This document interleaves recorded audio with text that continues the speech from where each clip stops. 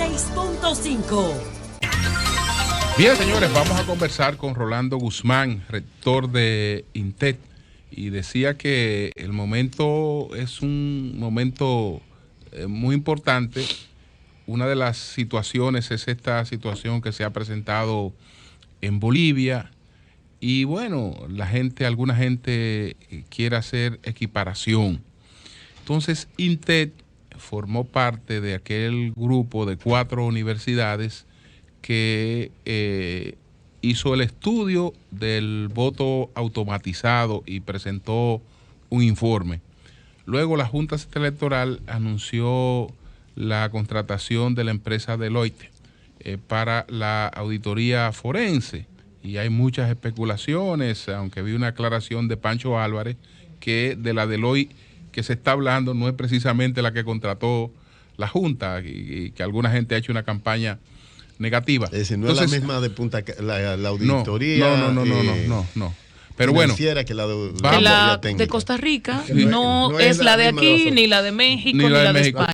Es una marca, pero tiene administraciones entonces, independientes. Algunas cosas que le están colocando no corresponden a esa firma. Pero bueno, exactamente la que fue contratada.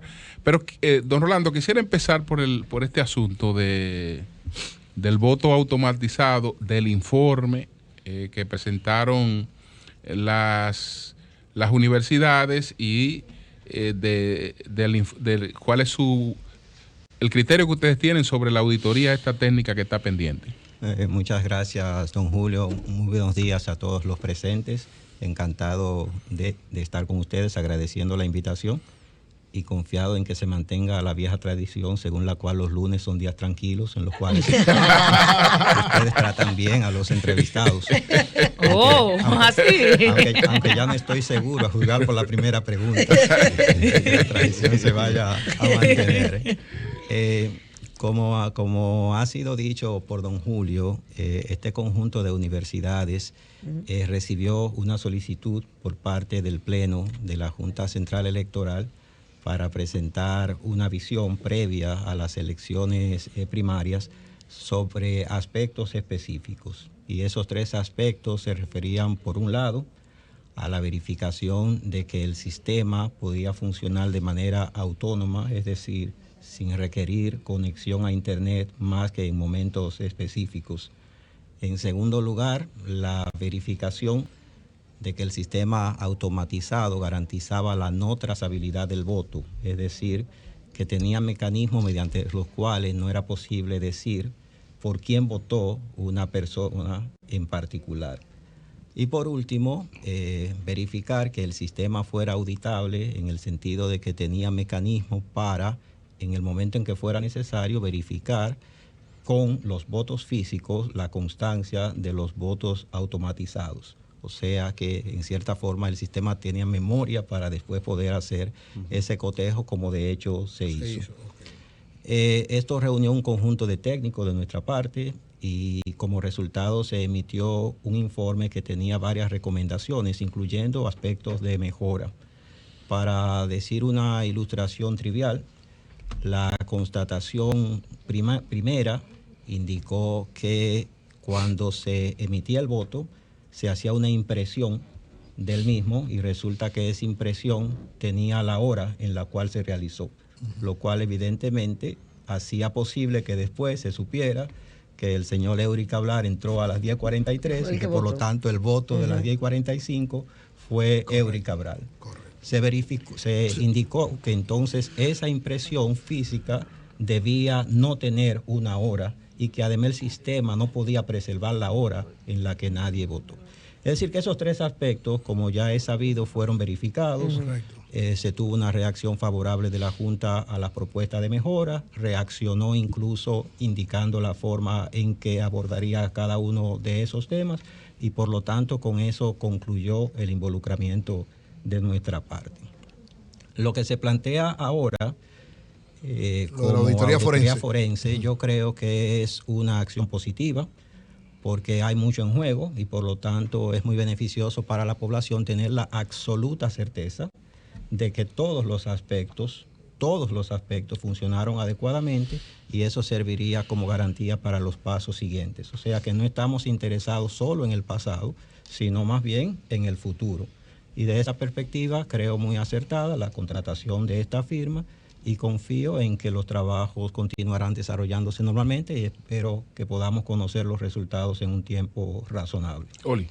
En sentido general, la valoración de los técnicos de INTEC sobre el sistema, sobre el proceso que se utilizó, ¿lo vieron viable para que el pueblo dominicano confíe en que pueden emitir resultados válidos y certeros sobre el proceso electoral? Debo decir en primer lugar que no se trata solo de INTEC, sino un conjunto de universidades. La valoración en sentido general de los técnicos. Entre ellas el ITLA, por lo tanto, Instituto Técnico de las Américas. Sí, sí, no, INTEC tiene universidades. Por lo tanto, no acreditación. quisiera solamente hacer un planteamiento como INTEC, porque es más bien el resultado de un trabajo conjunto y una toma de posición conjunta que involucró a varios técnicos de cada una de las universidades. Yo reitero que en los aspectos que fueron abordados por nuestra indagación, los resultados fueron satisfactorios y no existe lugar para preocupación en lo que a ellos se respecta. O sea, las observaciones que ustedes hicieron fueron asumidas, tomadas en cuenta. Fueron tomadas en cuenta.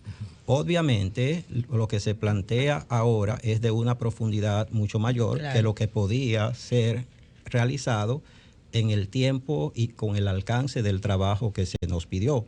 Se trataría de indagar, por ejemplo, decenas de programas, decenas de algoritmos, de rutinas, etcétera, para verificar que todo haya sido adecuado. Esa es una tarea pendiente que es lo que entiendo sería realizado como parte del proceso de auditoría. Y pienso que la contratación de una firma de prestigio mundial en materia de auditoría es un paso de avance en ese sentido. ¿Cómo ve INTEC la situación económica de la República Dominicana, vista la perspectiva de lo que está pasando en el mundo y en América Latina? INTEC tiene uno de los departamentos de economía más sólidos, más fuertes, que siempre está evaluando la economía dominicana. Lo va a sacar del tema. No, digo, si hay preguntas más. ¿Tú tenías una pregunta sobre el tema? Sobre ese tema, de otros temas. No, es de otros temas. Claro, por eso fue. Regresamos en breve. Continuamos conversando con Rolando Guzmán, el rector de INTEC. Entonces, sobre la evaluación de INTEC sobre la economía dominicana y su comportamiento y su perspectiva de cara a lo que está pasando en América Latina. Sin duda, tenemos que verlo precisamente de cara a la región de América Latina y el Caribe. Esa región está cerrando o ha estado cerrando un ciclo desde hace algún tiempo, un ciclo altamente favorable a partir del comportamiento de materias primas que para algunos países son esenciales. Y como consecuencia de eso, sorteó incluso de buena manera en términos relativos lo que fue la gran crisis recesiva que tuvieron las economías más desarrolladas y particularmente los Estados Unidos algún tiempo atrás. Con los cambios en las tendencias en los mercados de varias materias primas, la región ve decrecer su tendencia de crecimiento. No se ven los mismos dinamismos y, por supuesto, estas convulsiones políticas que están experimentando en este momento varios de los países tendrá una implicación sobre el comportamiento económico de la región. En el caso de República Dominicana, como todos sabemos, ha logrado mantener un crecimiento alto y estable. Y cuando digo estable, me refiero al comportamiento de variables como la inflación y, dentro de ciertos límites, la tasa de cambio, etcétera. Es previsible que ese crecimiento decrecerá en el futuro cercano, pero todavía seguirá siendo un crecimiento relativamente elevado. El reto de la economía dominicana es más bien preservar la estabilidad en condiciones en que, como sabemos, el endeudamiento del gobierno ha estado creciendo sin alcanzar todavía niveles que puedan considerarse insostenibles, pero con una tendencia que amerita reformas estructurales para que no se perpetúe. Esas reformas estructurales requieren en algún momento, como también sabemos, la realización de algún acuerdo fiscal que aumente la capacidad recaudatoria del gobierno, y también sabemos que eso tiene que ir acompañado de mejoras en la calidad del gasto y en el uso de los recursos. Una cosa va con la otra y, de hecho, en términos políticos no veo viable que ocurra ninguna sin que la otra ocurra. Ustedes como universidad... Por lo tanto, se trata de una necesidad de un acuerdo social de alta envergadura que revierta las dos tendencias. La María, baja una precisión sobre eso, ¿no? Y por otra parte la calidad del gasto, que no es tan satisfactoria como quisiera. Sobre eso, ¿ustedes han hecho alguna evaluación específica del pacto fiscal como universidad? No. Nosotros hemos analizado en varios momentos lo que son las necesidades tributarias por el lado de los ingresos, y al mismo tiempo hemos enfatizado la necesidad en varios aspectos de reestructuración del gasto. Por un lado, tenemos que garantizar un aumento del gasto social para preservar la tendencia hacia una mejora en los niveles de distribución de la renta, que ha estado mejorando, de hecho, a lo largo de los últimos años. Sabemos que en los últimos 10 o 12 años hemos tenido una reducción de la pobreza en sus dos medidas, en sentido extrema amplio, y general. Pero está en un 47 el gasto social visualizado. ¿Debería subir, cree usted? El gasto social en República Dominicana representa aproximadamente el 8% del Producto Interno Bruto. Está 2 puntos por debajo de lo que son los promedios regionales. Debe subirme en presupuesto. Están muy por debajo de lo que son las tendencias en otras regiones del mundo. En ese sentido, usted ha planteado dos cosas importantes que ha sido parte, y quiero volver a ellas, que ante el endeudamiento sostenido, a pesar de un crecimiento económico en la República Dominicana, no hemos sido capaces de reducir gastos corrientes del Estado, ni hemos sido capaces de aumentar o modificar el sistema tributario. Sí hemos aumentado a veces en recaudaciones, ahora se redujo en este trimestre del año, pero no ha habido una política real por parte del Estado dominicano para poder eficientizar el control del gasto. Usted se estaba refiriendo, por ejemplo, a la inversión social.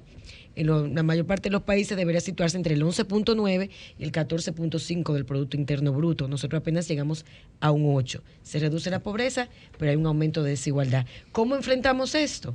¿Cómo lo enfrentamos? Sí. Porque ahora se va a aprobar un presupuesto deficitario otra vez por 10º año consecutivo. Fíjate, yo creo que el dilema principal no es de gasto corriente o no gasto corriente. Porque puede haber gasto corriente indispensable y de alta calidad, y puede haber gasto de capital de baja calidad. O sea que el dilema no es entre corriente versus gasto de inversión o de calidad, más o de capital.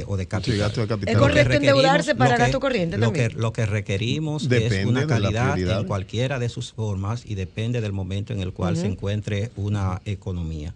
Lo que sí no es viable es endeudarse de manera permanente, porque toda deuda eventualmente tiene que ser paga. Y evidentemente, si no se han hecho las reformas y los cambios para garantizar capacidades productivas que permitan la generación de ingresos para pagar en el momento en que haya que hacerlo, evidentemente podría eventualmente generarse una crisis de otras proporciones que en este momento todavía no está en la mira, pero tenemos que pensar más allá de la curva. Y por eso estamos discutiendo temas como este. Señor Guzmán, bueno, tenemos el presupuesto de casi de 997 mil millones de pesos. Tengo las dudas hasta qué punto se apruebe así, sobre todo por los cambios en la correlación de fuerzas en el Congreso. Pero independientemente de eso, ¿entiende usted? ¿Cuándo son esos cambios? Los cambios en el Congreso. Bueno, te refieres a lo que pasó con el sector de Leonel. Sí, correcto, sí. Entonces ya... No es igual. Habrá necesidad de hacer algunas negociaciones. Sí.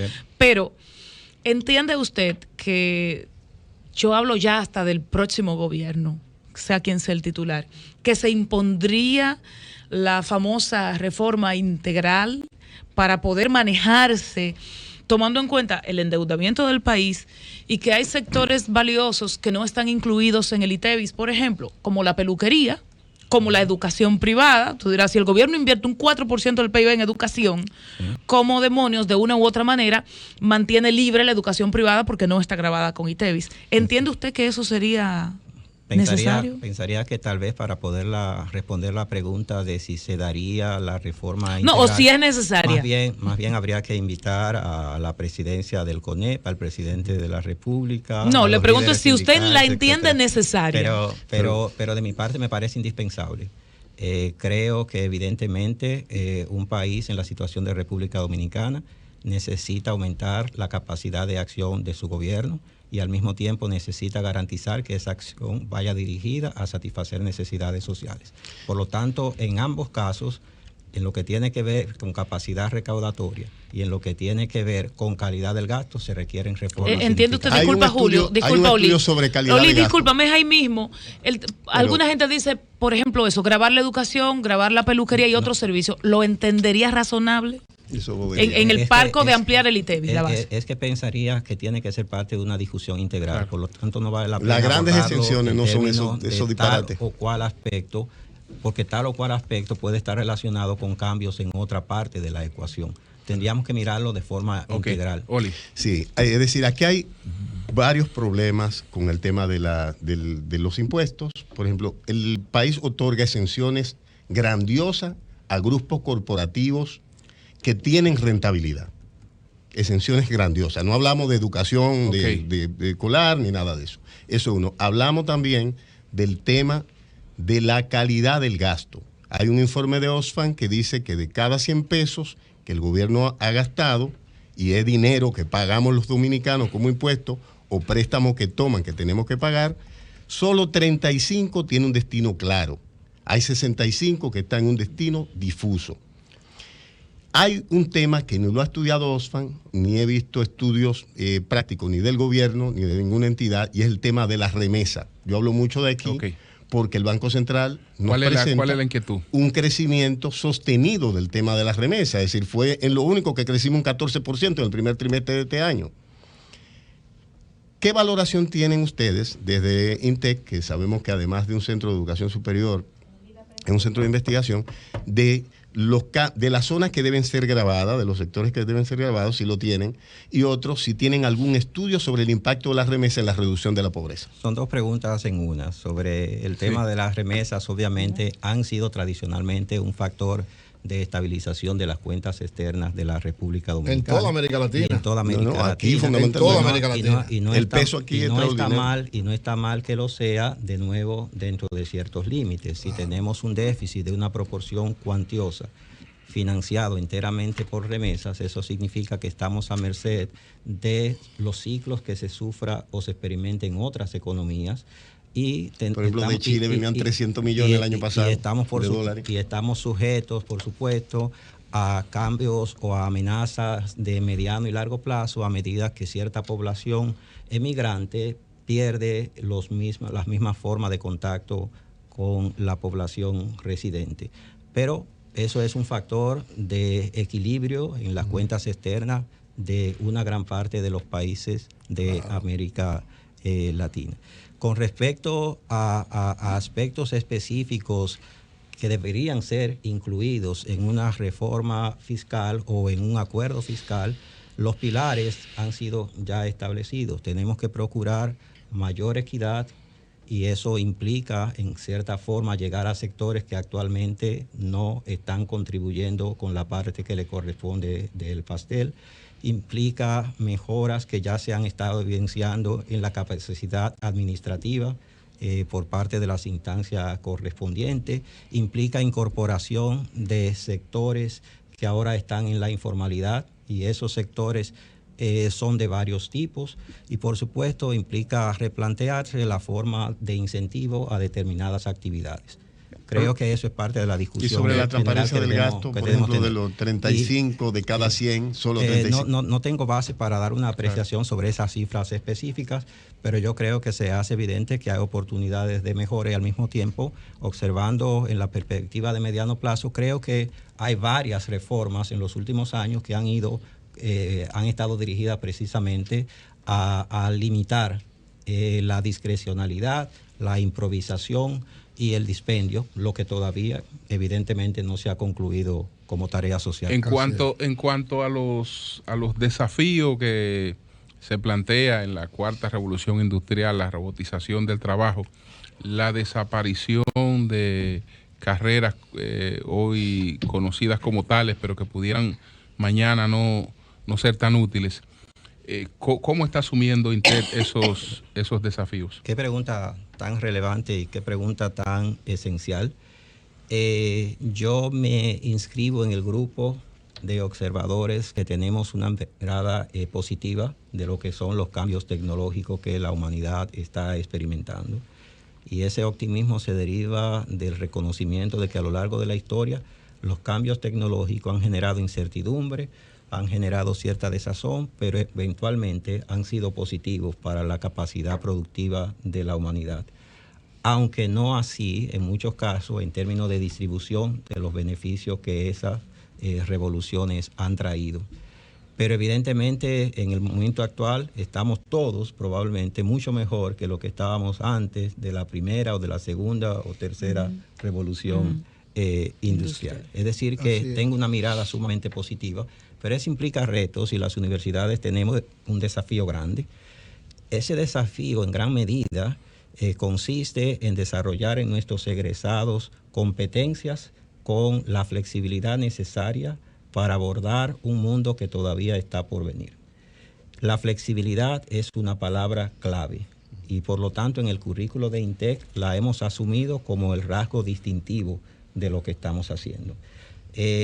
Un estudiante hace algún tiempo entraba a una carrera y se pasaba la vida haciendo lo mismo.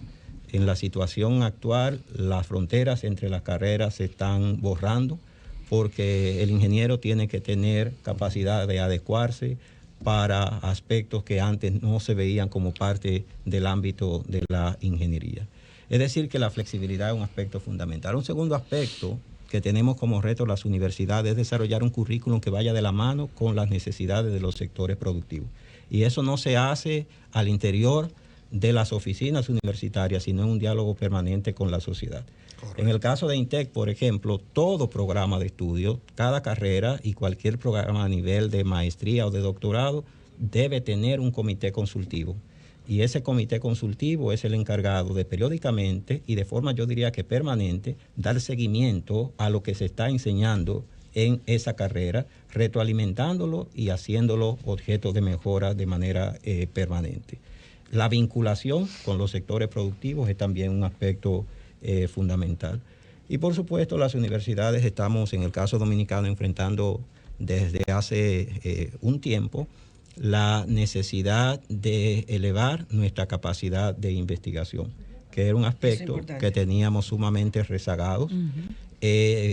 Las universidades de América Latina en general, cuando la miramos con respecto a universidades de otra parte del mundo, han tenido una especie de división del trabajo en que algún grupo de universidades en los países desarrollados realizan labores de investigación, mientras que América Latina, la Universidad de América Latina, durante casi todo el siglo XX se vio a sí misma como combinada a otro tipo de acción, inclusión social, garantizar empleo para sectores desfavorecidos de la población, servir como conciencia crítica de la sociedad, etcétera. Muchos de esos aspectos, en cierta forma, la alejaron de la labor de investigación.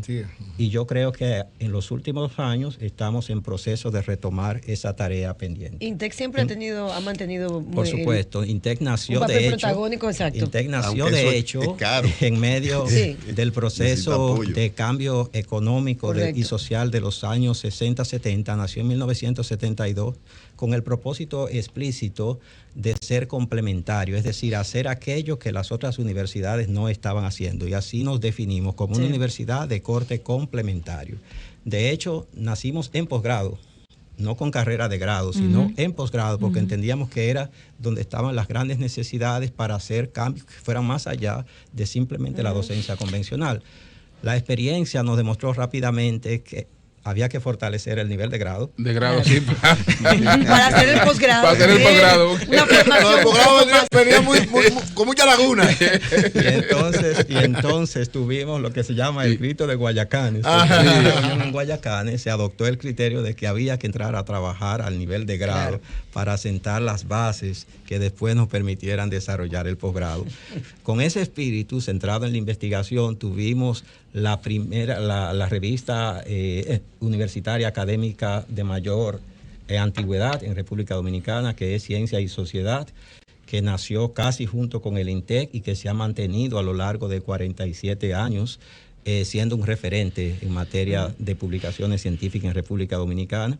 Y recientemente esa revista parió, por decirlo así, 5 nuevas revistas ya especializadas en campos específicos. Una revista especializada en ciencia e ingeniería, otra en ciencia de negocios, otra en salud, otra en educación y otra en medio ambiente. La revista Ciencia y Sociedad ha sido recientemente indexada, es decir, que se es reconocida para fines de que las publicaciones en Ciencia y Sociedad cuentan como artículos indexados, que es un aspecto importante en los ranqueamientos y posicionamiento de las universidades. Es decir, que realmente nosotros tradicionalmente hemos tenido la investigación como uno de nuestros estandartes, pero yo diría que en este momento eso tiene un énfasis realmente renovado. Y en cuanto a la homologación, ¿qué posibilidades tiene un profesional de INTEC hoy de trabajar en cualquier parte del mundo? Todas. De hecho, yo lo miraría en dos aspectos.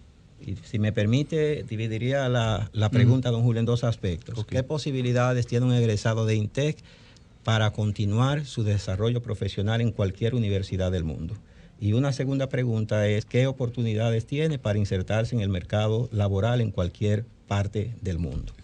Si lo miramos en el primer aspecto, el egresado de INTEC es un egresado que de hecho se distingue cuando va a otras universidades, no importa la universidad de que se trate, es un egresado sumamente reconocido. Si ustedes entran a nuestro portal y miran la lista de los egresados destacados del INTEC, notarán médicos que han tenido una trayectoria presidente como Danilo Medina.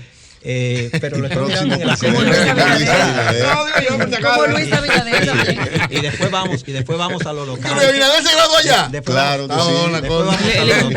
sí. Pero igualmente, por ejemplo, en esta El posgrado lo hizo en Estados Unidos, la maestría. En esta reciente premiación de los egresados destacados, teníamos un ingeniero que es jefe de planificación en Google, por ejemplo, que tiene varias patentes registradas, etcétera, y ese es el tipo de egresado que el INTEC tiene. Y como digo, medicina y ingeniería, puedo decir en muchos otros ámbitos. Y en términos de mercado laboral, aquí fuera el egresado de INTEC tiene una tasa de empleabilidad de 95%. Significa que de cada 100 egresados, 95 2 años después se encuentran insertos. Le sobran las ofertas en el que se mercado laboral. Y yo creo que ustedes saben que son muy reconocidos. Ahora abordo el tema de Eury con respecto a... Vamos a ver, el presidente Medina que se egresados específicos. Tenemos 2 egresados destacados a los que Eury ha hecho referencia. Una es el presidente Danilo Medina, que fue reconocido como egresado destacado en el año 2010, de hecho, por parte de... Él estudió economía. Estudió economía. Los récords de notas son privados en ambos casos. O sea que espero que las preguntas no vayan por ahí. Bueno, pueden ir por ahí, pero si es privado, es privado. Los dos son egresados destacados. El segundo es don Luis Abinader, evidentemente egresado también del INTEC. Nos sentimos realmente satisfechos porque eso muestra la madurez institucional. El hecho de que 2 figuras de esa relevancia sean egresados de INTEC indica que ya en su corto tiempo el INTEC comienza a tener una incidencia que antes no había tenido. ¿Hay otros políticos partidistas destacados egresados? Bueno, de hecho podría seguir la lista con un pasado vicepresidente, Jaime David Fernández. Jaime David Mirabal, para decir algunos otros. Es decir que tenemos un buen averaje. Siempre se ha cuestionado en República Dominicana la calidad del estudiante, la calidad del profesional. Esto no es solo para INTEC, vale para todo el grado en República Dominicana. Y de repente dices, no puedes obtener profesionales muy buenos si tienes una capacidad docente limitada. Pero resulta que ese que hoy aspira a ser docente también fue estudiante y demás. ¿Qué se está haciendo desde INTEC u otras universidades que usted conozca para fortalecer ese catedrático, ese docente, ese profesor, cuando en República Dominicana, por ejemplo, no tenemos, tantos doctores? Muy interesante la pregunta. La voy a abordar primero desde la perspectiva de INTEC, educación superior, pero después voy a extender la pregunta a qué hacemos para romper ese círculo vicioso en la educación preuniversitaria, porque también en ella se presenta el reto de que los maestros pueden tener limitaciones, pero son resultado del propio sistema de educación. Es un círculo. Es un círculo vicioso y debemos transformarlo en un círculo virtuoso. En el caso particular de INTEC, entendemos que calidad universitaria tiene 2 actores fundamentales. Tiene otros, pero 2 fundamentales, que son el profesor, el catedrático y el estudiante, y que necesitamos calidad en ambos lados de la moneda. En lo que respecta a los estudiantes, nuestro sistema es un sistema intenso y por tanto requiere estudiantes que tengan la disposición a estudiar con una intensidad tal vez mayor que la que tendrían en cualquier otra universidad, porque nuestro sistema está basado en la intensidad, en un modelo trimestral. Para eso tenemos no sé si usted sabe que dicen que los muchachos con novia tienen que votar a la novia antes de entrar y nada, o el novio tiene que votar porque tiene que despedirse y los amigos para entrar y te... No. Hay que despedirse. Las encuestas dicen que la gran mayoría tiene su novio y la tienen buenos tiempos. O que estudien INTEC también la pareja y el tema resuelto. Y le sirve de ayuda. Pero no podemos ignorar que realmente es una etapa que requiere dedicación. Y decía que tenemos una puerta de entrada que es un mecanismo a través del cual nos garantizamos que los estudiantes que ingresan son estudiantes con las competencias adecuadas para eso. Eso pasa por las pruebas estandarizadas. Fuimos la primera universidad y durante mucho tiempo la única que aplicaba la prueba de College Board que se usa en los Estados Unidos y que nos sirve. O sea, no entra cualquiera a INTEC.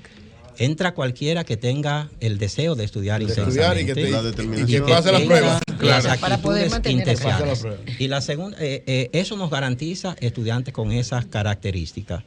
Pueden tener las condiciones económicas diversas y de hecho más de la mitad de los estudiantes de INTEC tienen apoyo financiero para realizar sus estudios. Pero la otra parte es el docente, el profesor. Y necesitamos ahí... En INTEC asumimos que el profesor universitario no es alguien que va a dar una clase cuando le sobra el tiempo. Tiene que ser un docente universitario. Y para eso tenemos todo un proceso de inducción para que desde el primer día el profesor entienda que en esa isla que es INTEC se funciona con criterios tal vez distintos a lo que se funciona en otra parte. Hay sistemas de evaluación permanente, tenemos un índice de evaluación docente, el IED, que nos permite persistentemente y permanentemente identificar las oportunidades de mejora de cada docente y tenemos programas formativos porque esa es una labor permanente. Y por encima de esos dos actores, el estudiante y el profesor, tenemos un currículum y una metodología de trabajo dirigida a resultados. Bueno, pues muchas gracias a Rolando Guzmán, rector de INTEC. Muchas gracias, Rolando. Gracias, brillante. Encantado de haber estado con ustedes. Gracias. Fuera.